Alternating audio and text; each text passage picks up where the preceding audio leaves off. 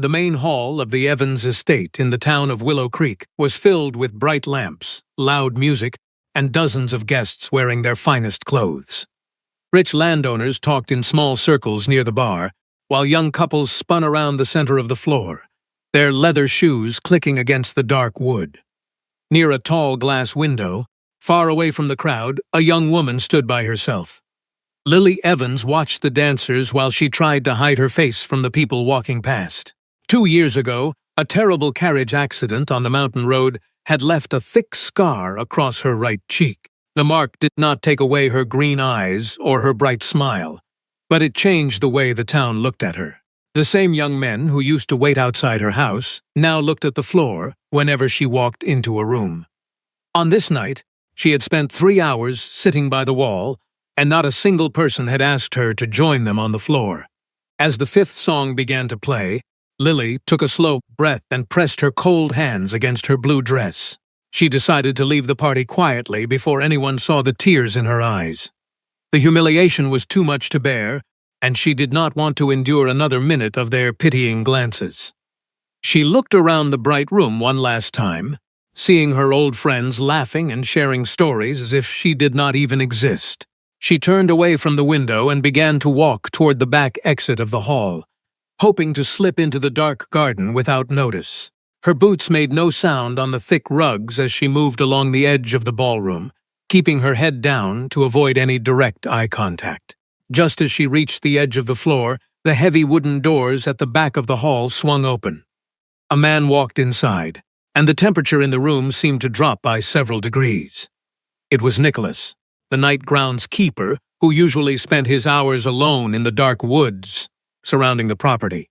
He had pure white hair that fell neatly around his face, and his skin was as pale as winter snow. He wore a simple dark coat that showed signs of long wear, but he carried himself with a quiet dignity that drew every eye in the room.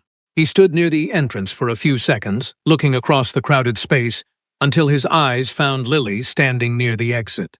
The lively chatter in the hall slowly died down as Nicholas walked onto the polished floor. Guests stopped drinking their wine and frowned, wondering why a low-wage worker was stepping into a formal event. He did not look at the angry faces or the guards who were moving toward him from the corners of the room. His steady steps brought him directly across the large hall, cutting through the crowd until he stood right in front of Lily. The silence grew deeper as people turned around to watch him, their whispers filling the air like dry leaves in the wind. Lily froze in place, her hand resting on the brass door handle as she watched the pale man approach her. Nicholas stopped and took off his dark wool cap, revealing his bright, clear eyes. He extended a long, pale hand toward her, his palm showing the rough marks of hard work, but his fingers remaining perfectly steady. He did not look at the thick scar on her cheek, nor did he look away to hide his discomfort. He looked straight into her eyes, seeing only her, and spoke in a clear, calm voice that everyone nearby could hear. He asked her if she would give him the honor of this dance, ignoring the glares of the wealthy men standing just a few feet away. His voice had a quiet strength that seemed to cut through the tension in the room. A heavy silence took over the entire ballroom, so deep that even the musicians up on the stage stopped playing their instruments. Lily looked up at him slowly, her heart drumming wildly against her ribs as she stared at his pale hand. For the first time in 2 years, someone was truly looking at her without fear or disgust in their eyes. She did not see the judgment of the town or the fake smiles of her old friends. She saw only a man who stood by her when everyone else chose to ignore her. She felt a sudden wave of courage wash over her, replacing the shame that had weighed her down all evening.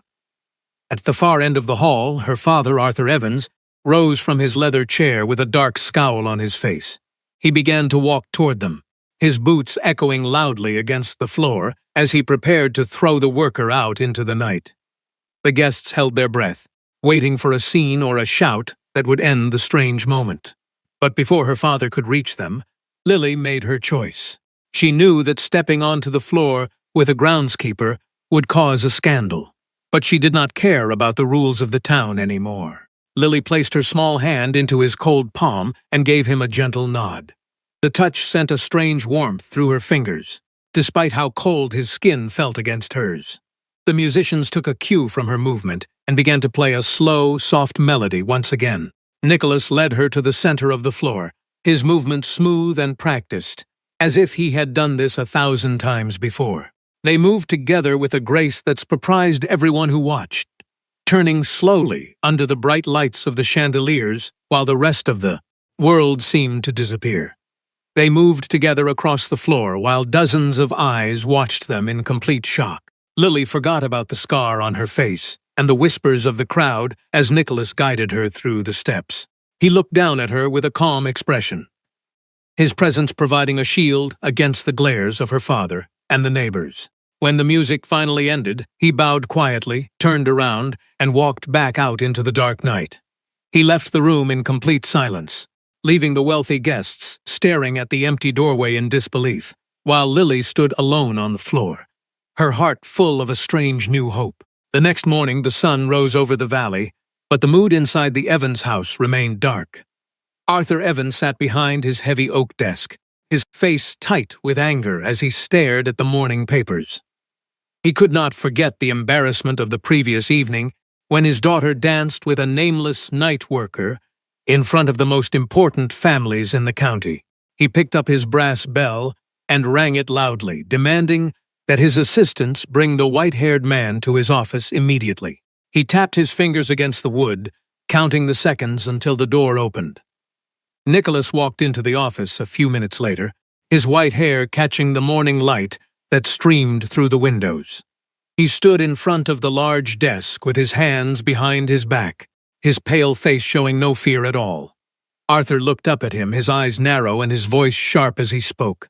He told Nicholas that he had forgotten his place the night before and had insulted the family name by crossing the ballroom floor without permission. He demanded to know what a simple servant was thinking when he approached the daughter of the estate. Nicholas looked directly at the older man, his voice remaining calm and steady as he gave his answer. He said that he did not mean to insult anyone, but he could not sit by and watch a young woman be humiliated by a room full of people. He explained that kindness should not be limited by a person's job or status in the town. The words hung in the air, thick and heavy, and Arthur's face turned a deep red. It was rare for anyone to speak to him with such honesty, especially a simple worker who lived in the shadows. Arthur slammed his hand down on the wooden desk and stood up, pointing a finger at the door. He told Nicholas that men who worked in the dark did not belong in his ballroom or near his daughter. As a punishment for his actions, Arthur ordered that Nicholas be moved from his night duties to the hardest daytime labor on the estate. He was to carry heavy stone blocks and wood near the southern fields under the hot sun for the next 3 weeks. He warned him that any further trouble would result in him being thrown out of the valley completely. The daytime work was a brutal punishment for Nicholas, though nobody in the town knew the real reason why. His pale skin began to burn under the bright rays, and the heat made his head ache with a dull pain. He was a creature of the night, a vampire king who had lost his home and his memories years ago, and the sun was his greatest weakness. Yet he did not complain or ask for a break, lifting the heavy stones with an unnatural strength that surprised the other workers. He focused his mind on his tasks, refusing to let his physical pain show on his face.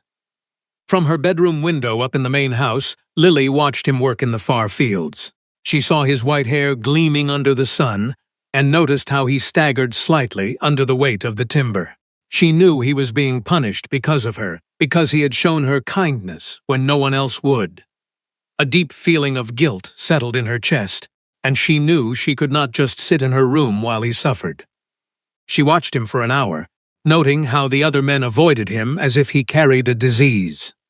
The other laborers kept their distance from Nicholas, whispering among themselves about his strange appearance and his odd habits. They noticed that he never ate his lunch during the day and only drank water when the sun went behind a cloud. They saw that his skin blistered quickly in the heat, but the wounds seemed to heal by the next morning. He was a mystery to them, an outsider who worked harder than 5 men combined, but never said a word. They watched him carry loads that required 2 horses, wondering what kind of man he really was. Lily spent the afternoon preparing a small bag with a flask of cold water and some soothing cream she had, made from herbs. She waited until her father left the house to visit a neighboring town on business before she slipped out the back door. She walked along the dirt path that led to the southern fields, her heart nervous but her mind completely made up. She needed to thank him, and she needed to make things right, no matter what her father might say when he returned. The heat of the afternoon was thick when Lily finally reached the edge of the southern field. She found Nicholas sitting in the thin shade of a large oak tree, his back resting against the rough bark. His pale skin was red from the sun, and his dark shirt was torn at the shoulder from carrying the heavy timber. He looked up when her boots crunched on the dry grass, his clear eyes showing a flash of surprise as she approached his resting spot. He started to stand up, but she waved her hand to tell him to remain seated. Lily walked closer and knelt beside him, opening her bag to pull out the flask of cold water. She extended it toward him, her hands steady despite the nervousness she felt inside. She told him that he looked tired and needed to drink before the heat caused him to collapse under the weight of the stones. Nicholas reached out and took the flask, his cold fingers brushing against hers for a brief second. He drank the water slowly, nodding his head in thanks as the cool liquid brought him some relief from the sun. After he finished drinking, Nicholas handed the flask back to her and told her that she should not be out here. He said that her father would be furious if he found out she was talking to a worker in the fields during the middle of the day. Lily shook her head and replied that she did not care about her father's anger on this day. She said that Nicholas should not be punished for being the only polite person at the ball, and she felt responsible for his current situation. A small, rare smile appeared on his pale face, softening his features and making him look younger.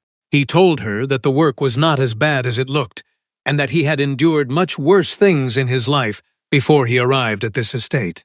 Lily looked at his red skin and pulled out the small jar of herbal cream she had brought with her. She offered it to him, telling him it would help heal the burns from the hot sun and protect his skin for the remaining days of his punishment. Nicholas accepted the jar and began to rub the cream onto his arms, his movements slow and careful. As they sat together under the shade, the silence between them became comfortable, a quiet break from the harsh world outside. Lily looked down at her hands and confessed that she often felt like a different person since the accident 2 years ago. She said the girl she used to be died on that mountain road, leaving only a stranger behind. Nicholas listened to her words without interrupting, his quiet attention giving her the courage to speak openly about her feelings. He remained silent for a long moment before he gave his own reply, looking out over the dry fields. He said that they might be more alike than she thought, because he did not know who he was either. He explained that he had no memory of his family or his childhood, and that his life only began when he woke up in this valley years ago with nothing but the clothes on his back. The confession surprised Lily, and she looked at him with a new understanding in her eyes. She realized that while she had lost her position in town, Nicholas had lost his entire identity. He carried no family name, no history, and no memories of the people who had brought him into the world. He was completely alone, a drifter who worked in the shadows without knowing his own past. Yet he still possessed the kindness to help someone else in need. An old woman named Maeve was walking past the edge of the field, carrying a basket of dry wood for her stove. She stopped when she saw the young woman from the main house sitting next to the white-haired worker under the tree. Maeve had lived in the valley for over 40 years, and she noticed details that other people missed in their daily routines.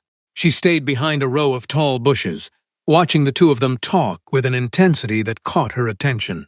As Nicholas reached up to adjust his collar against the heat, his shirt moved aside, and a silver medallion slipped out, hanging from a thin cord around his neck. The metal caught a stray ray of sunlight, flashing brightly through the leaves of the tree. Maeve froze when she saw the shape of the medallion, her breath catching in her throat. She recognized that silver mark instantly, and the basket of wood almost slipped from her old hands as she stared at the glowing object. Maeve walked back to her small wooden cabin at the edge of the woods, her legs trembling with every step she took on the dirt road. The image of the silver medallion remained bright in her mind, shaking her to her very core with old memories. She locked her front door and walked into her dark bedroom, where the air smelled of dried lavender and old paper. She knelt down by the side of her bed and reached underneath, pulling out a heavy wooden chest that had been hidden there for decades. The old chest was covered in a thick layer of gray dust, untouched for over 20 years, since the great changes in the valley. Maeve blew the dust away and turned the old key in the lock, her hands shaking with excitement and fear. She lifted the heavy lid and began to pull out yellowed papers, old land maps, and bundles of letters tied together with faded string. These were the remnants of a past that the rest of the town had forgotten or chosen to ignore. She searched through the documents until she found a thick piece of paper with an official wax seal at the bottom. It was a record from the Northern Valley, detailing the family of King Vincent, the leader of the Night Dwellers who once ruled the mountain lands. 20 years ago, Vincent had died under mysterious circumstances, and his young son had vanished into the night without a trace. A wealthy man named Thomas Kingston had taken over the lands immediately after, claiming there was no legal heir left. Maeve unfolded a small drawing attached to the record, which showed a silver medallion shaped like a crescent moon with a star in the center. It was the exact same piece of silver she had just seen around Nicholas's neck in the field under the oak tree. Below the drawing, an old note stated that the true heir of the Night Dwellers carried a small crescent-shaped birthmark behind his left ear since the day he was born, a sign that could never be erased. Tears filled Maeve's eyes as she read the words, realization washing over her like a wave of cold water from the mountain river. She had known Nicholas since he arrived in the town as a quiet, pale boy who could not remember his name or where he came from. She remembered seeing that exact mark behind his ear when she helped wash his clothes, years ago after a hard day of work. She closed her eyes, knowing she held a secret that could destroy the most powerful man in the valley. Meanwhile, the sun began to set behind the western mountains, painting the sky in shades of orange and dark red. Nicholas finished his work for the day and walked back toward the stables to store his tools for the night. He found Lily waiting for him near the old stone fence, away from the main path where the other workers usually walked home. She gave him a small wave, her face soft and welcoming in the evening light, as she stepped forward to greet him. They stood together in the cooling air, talking about small things like the changing weather and the upcoming autumn harvest. Nicholas felt a strange peace when he was near her, a feeling he had never experienced in all his years of wandering through different towns. Lily looked at his pale face and told him that she no longer felt invisible when he was around her. She said his presence made the weight of her scar feel lighter, as if the town's opinion did not matter anymore. Nicholas looked down at her, his dark eyes filled with a quiet emotion that he did not know how to express with words. He told her that her scar did not define who she was, and that she was the brightest person in this entire valley. The simple words made Lily's heart swell with happiness, and she realized that a strong bond was growing between them, one that had nothing to do with wealth or family status. They promised to meet again the next day before parting ways. Later that evening, a young boy brought a short note to Nicholas while he was cleaning the horse stalls in the main barn. The note was from old Maeve, asking him to meet her at the old abandoned watermill near the river at midnight. Nicholas knew the place well. It was dark, quiet, and surrounded by thick trees where no one ever walked after dark. He destroyed the note in his hands, throwing the pieces into the lantern fire, and waited for the night to deepen. When the clock struck midnight, Nicholas moved through the woods with incredible speed, his pale form slipping through the shadows like a ghost among the trees. He reached the old wooden mill and found Maeve sitting on a broken bench, a small lantern burning at her feet to light the damp room. She looked up when he entered through the broken doorway, her old eyes filled with a serious look that made him stop in his tracks. She pointed to the wooden box resting on the table. Maeve opened the box and spread the yellowed documents out under the dim light of the lantern, her hands steadying the papers against the wind. She told him to sit down and listen to her carefully, as the story she was about to tell would change everything he knew about himself. She began to speak of King Vincent, a powerful leader of the night who possessed white hair and pale skin just like Nicholas. Vincent had ruled the Northern Valley with justice for many years. Vincent had fallen in love with a human woman named Helena and they had a son together who carried the blood of both worlds in his veins. To protect his family from greedy men in the town, Vincent had altered his legal will, leaving all his vast lands and wealth to his young son. But before the boy could grow up to claim his inheritance, Vincent died suddenly, and the child was stolen away into the dark night, his memory wiped by a cruel trick. Maeve reached out her shaking hand and touched the silver medallion that hung around Nicholas's neck, her eyes filling with tears. She told him that this piece of silver belonged to that lost child, the true king of the Northern Valley who had been denied his home. Nicholas listened to her words, his heart hammering against his chest as the pieces of his broken memory began to stir in his mind. He reached up and touched the crescent mark behind his left ear, his mind spinning. He asked Maeve who had done this to his family, his voice turning cold and sharp for the first time since she had known him. Maeve looked around the dark mill to ensure they were alone before she whispered the name of Thomas Kingston, the wealthiest man in the county. She explained that Kingston had forged the papers to steal the land and had paid men to hide the child where no one would ever find him. Maeve warned Nicholas that Kingston was a dangerous man who would do anything to keep his wealth and power from being taken away.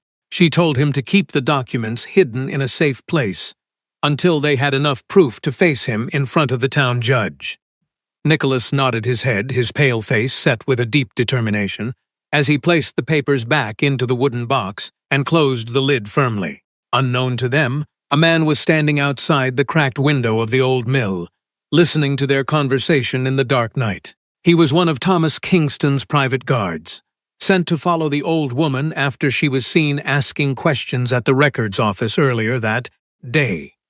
He slipped away into the trees, mounting his horse to ride back to his master's grand estate with the dangerous news that would change their plans. Early the next morning, Nicholas met Lily near the old stone bridge at the edge of the Evans property to share his discovery. The morning air was cool and foggy, hiding them from the sight of the main house where her father was sleeping. He told her everything Maeve had revealed to him the night before, showing her the old drawings and the silver medallion. Lily listened in complete silence, her hands covering her mouth in shock as the truth of his identity unfolded. Lily looked at him, her eyes wide with a mixture of fear and hope for his future in the valley. She told him that if this story was true, he was not a simple drifter. He was the rightful owner of the entire Northern Valley. She warned him that Thomas Kingston would never give up his power without a fight, and that they needed to find the original deed to prove the claim in court. She offered to help him search. They realized that the original deed might still be locked inside the old iron safe in the town records warehouse, a stone building near the center of the valley. Nicholas planned to go there under the cover of night to look for the papers with Maeve's help before Kingston could find out.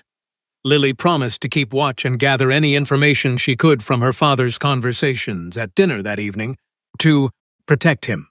Meanwhile, inside his large mansion, Thomas Kingston walked back and forth across his thick carpet, his face twisted with rage. His guard had just told him about the meeting at the old watermill and the white-haired man who carried the silver medallion. Kingston knew that if the truth came out, he would lose his lands, his wealth, and his high position in society. He decided to act quickly to destroy the threat before it grew. Kingston ordered his men to go to the town records warehouse that very night and destroy every single paper from 20 years ago. He told them to leave no evidence behind, even if they had to burn the entire building to the ground to ensure his safety. He wanted to make sure that the lost heir would never be able to prove his identity to the judge or the townspeople. A heavy rain began to fall as midnight approached, turning the dirt roads into thick mud that made travel difficult. Lily was sitting by her bedroom when she saw a bright orange glow rising over the trees near the town center. Her heart dropped as she realized the records warehouse was on fire, the flames licking the dark night sky despite the heavy rain. She grabbed her coat and ran out into the storm. Nicholas arrived at the scene just as the wooden roof of the warehouse began to catch fire from the oil his men had spilled. Thick black smoke poured out of the windows, and a few townspeople stood back, unable to stop the heat of the blaze with their small water buckets. Nicholas knew that his entire past was inside that burning building, and he did not hesitate for a single second before action. Inside, the heat was intense, making his pale skin blister and his vision blur from the heavy smoke that filled the rooms.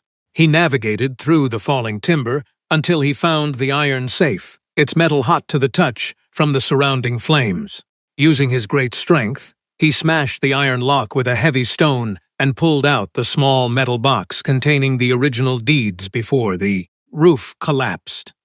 Nicholas burst through the front doors of the burning building, covered in soot and coughing from the smoke that filled his lungs. His arms had light burns from the heat, but he held the metal box tightly against his chest, like a treasure that could never be replaced.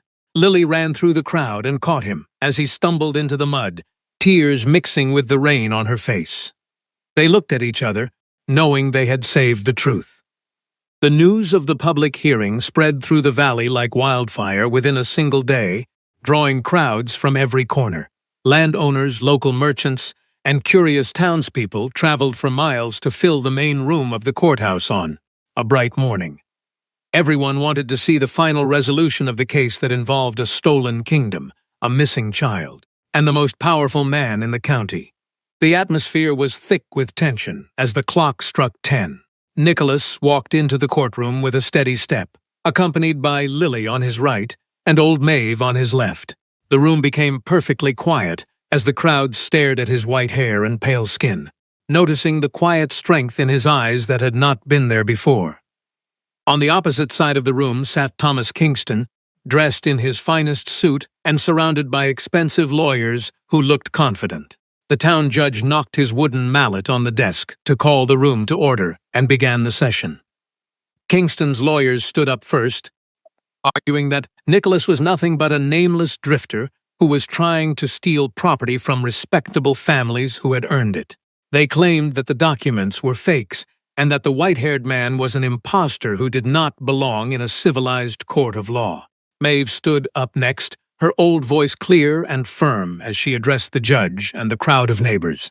She presented the old letters she had kept for 20 years and explained the history of King Vincent's family to the court.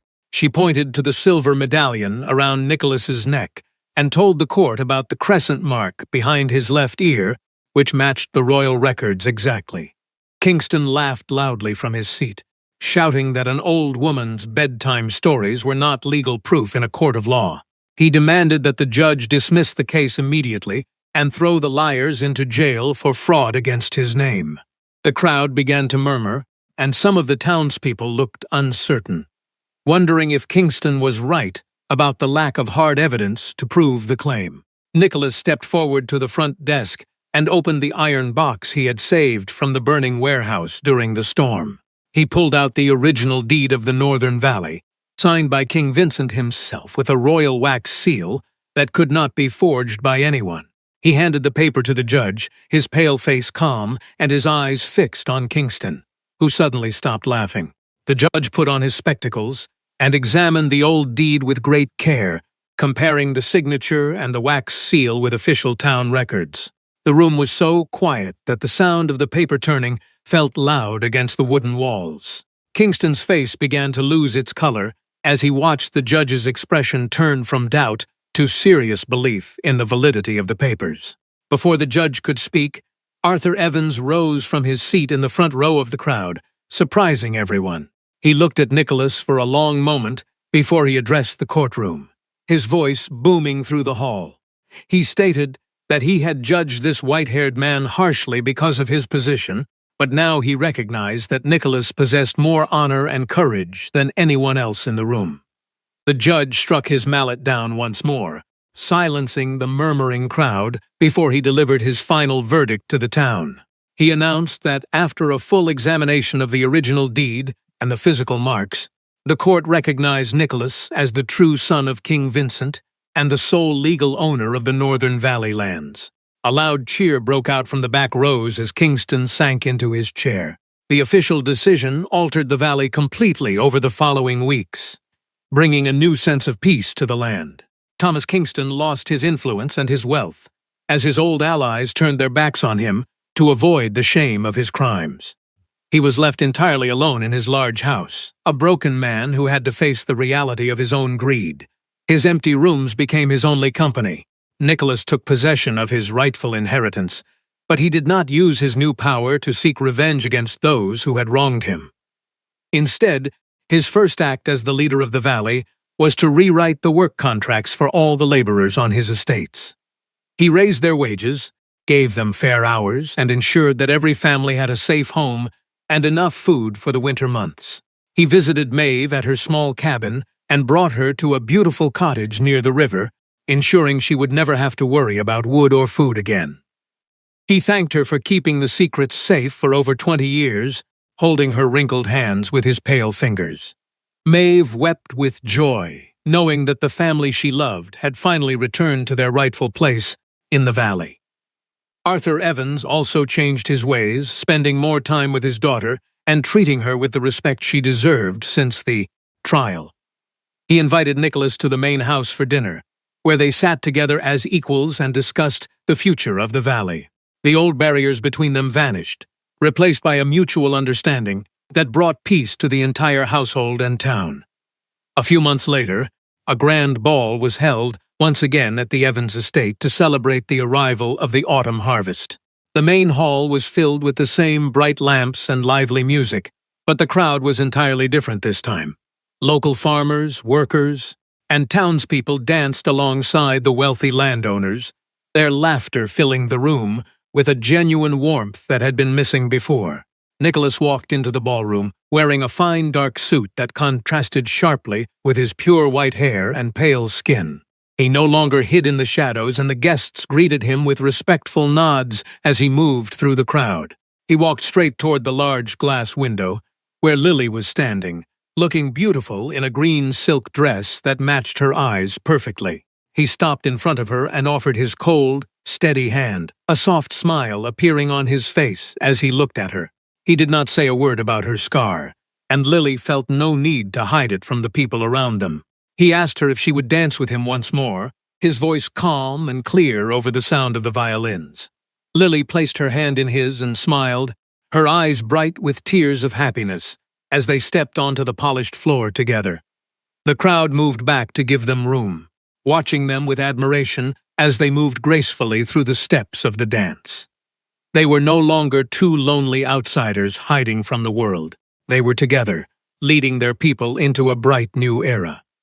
As the music carried them across the floor, Lily looked past Nicholas's shoulder toward the wide windows that opened up to the dark mountains of the northern valley. She thought about the long road they had traveled over the past year, from the quiet pain of isolation to the shared strength they had found in each other's presence. The deep scar on her cheek no longer felt like a mark of shame or a reminder of what she had lost. It was simply a part of her story, a line that led her to this exact moment of peace. She saw the future stretching out before them, like a calm river flowing through the valley, filled with days where people would be judged by the kindness of their actions, rather than the perfection of their faces or the status of their names.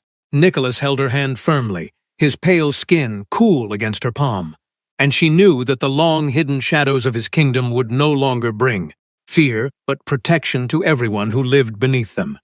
They had built something real out of their shared brokenness, a bond that would endure through the changing seasons and the passing years without losing its quiet strength. She closed her eyes for a brief second, feeling the steady rhythm of the dance and the warmth of the room, completely content with the knowledge that they had finally found where they belonged, ready to face whatever tomorrow might bring with an open heart and a deep belief that love and dignity would always find a way to heal the world.